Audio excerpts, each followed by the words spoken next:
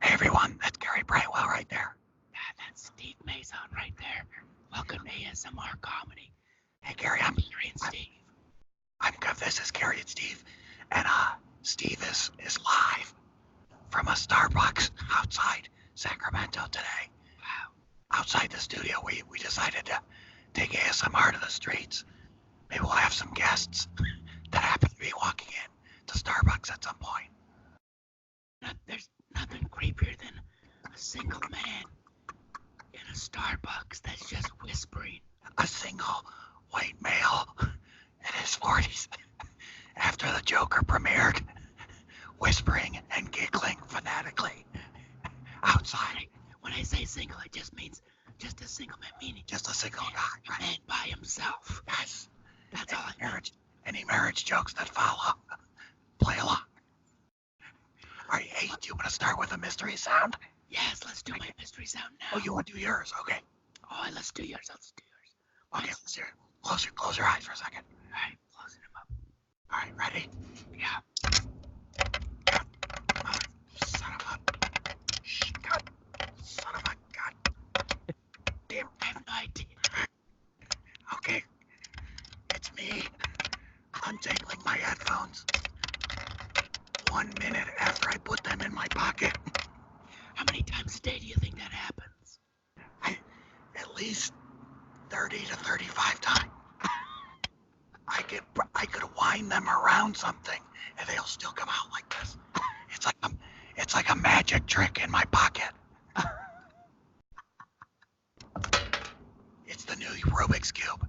I think there should be a contest, like how quick the different people can unravel. Okay, that's Why don't you tell the people where you are? I'm in San Francisco and Sacramento for shows. So yeah, if you're watching this week, come see me at Cobb's Comedy Club in San Francisco. But if you want to find me right now, you'd have to come to a Sacramento area Starbucks. I don't know the exact location. That's so funny. I just got back from traveling, and I'm still amazed. As the minute you land your plane, and the plane gets to the gate, Yeah. everybody on that plane is in such a huge hurry to get off, get down to baggage claim. Yes. Why? Everybody thinks the bags come out just like that. They don't. No, they don't. You get down there, you stand with everybody you took the trip with, and everybody flips out. As soon as that conveyor belt starts to move, people flip out. They rush up. Oh my God, the bags are coming. And then they throw out those 6 or 7 decoy teaser bags. They don't belong to anybody. This is just to get the baggage guys enough time to finish their joint. They drop kick your bags out. That's my theory. I think you're right. It is crazy. I hate the people who act like they gotta get off the plane like they have a connection. You know what I mean? Instead of waiting when their aisle clears, they run up the aisle a little bit, even though there's nowhere to go yet. Like, oh, I got a connection, and then you see their face down at baggage claim, and you're like, you didn't have a connection. You should have been waiting.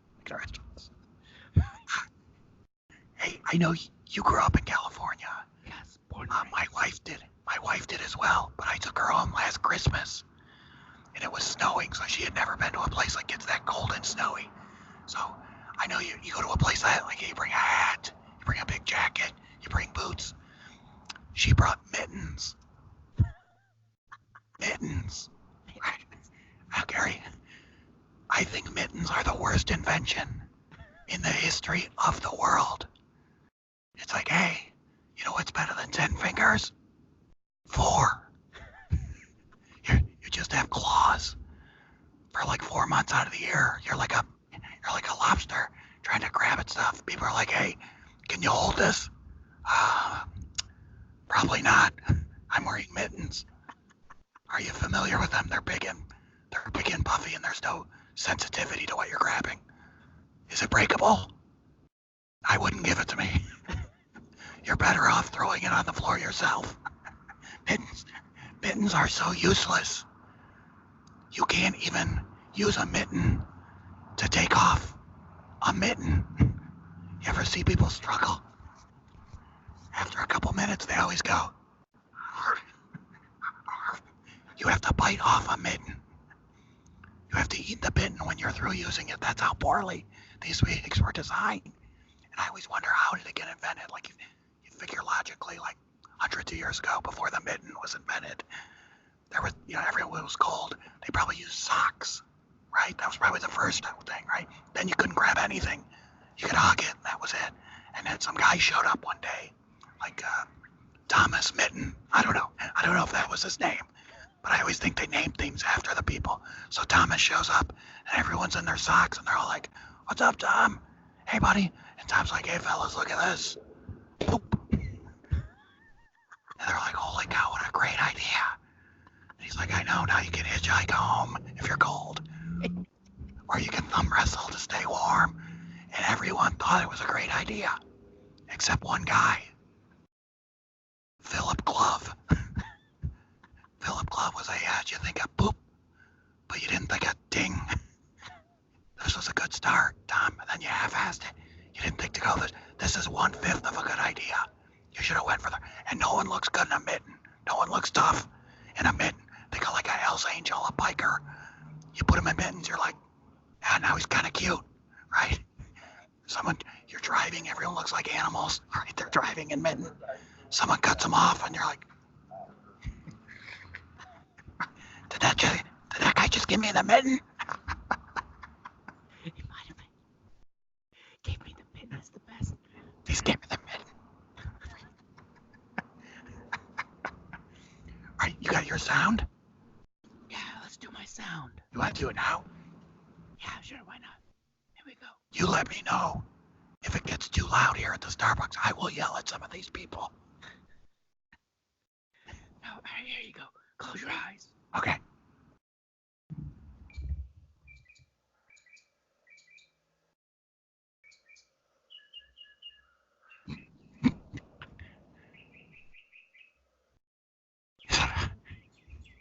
Is that a bird tweeting? That's the sound of a mockingbird that doesn't realize I like to sleep past 9 o'clock. That son of a bitch.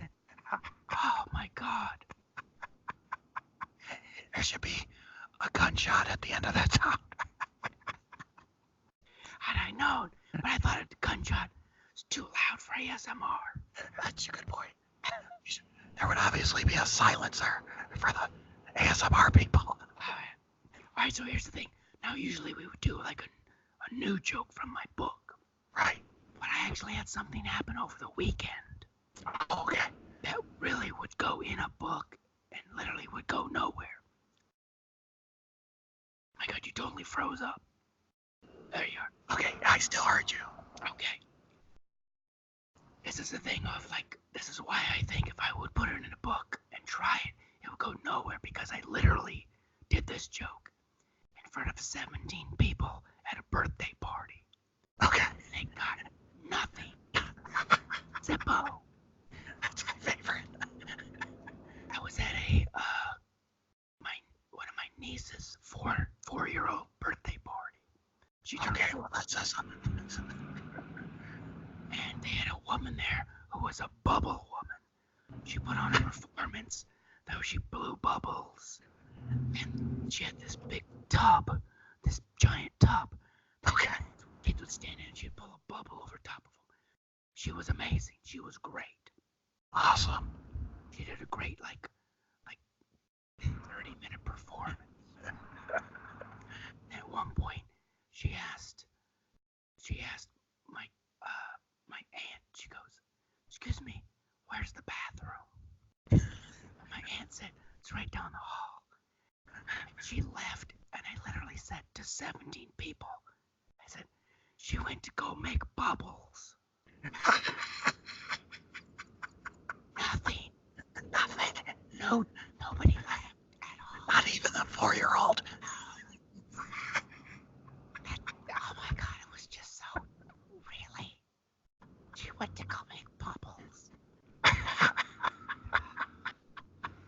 That's how you know you're funny. just falls on deaf ears at some point. Sometimes that happens. That brings up a good question. Would you rather have a heckler or dead silence? It's tough, right? I understand. I want to say this is an old joke from my book. I don't have the leather book this week, but it's from my phone, and it deals with that. Not silence, but the heckling. Like, which would you rather have? Southern California, where you grew up and started, is home to the greatest hecklers of all time. Mexican hecklers are the greatest hecklers. Really?